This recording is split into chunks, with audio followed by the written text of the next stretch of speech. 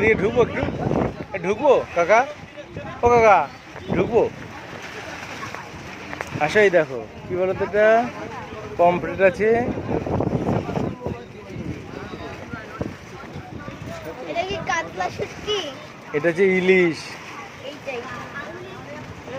এটা অন্য, এটা ভেটকি, না না এটা হচ্ছে গুড়জালি আমার মনে হচ্ছে, ওটা হচ্ছে তরল মাছ। এটা কাকা, এটা কি ইলিশ মাছ না কাকা? এটা ইলিশ মাছ, আমার নিচে না। এটা কি নোনা ইলিশ না নোনা ইলিশ? এ নোনা ইলিশ। এটা এটা হচ্ছে মধু ভোলা, তাই না? না না এখান থেকে নিয়ে গেলাম। এই সেই মধ্যে মাছিও আছে। তো মাছি বসবে না?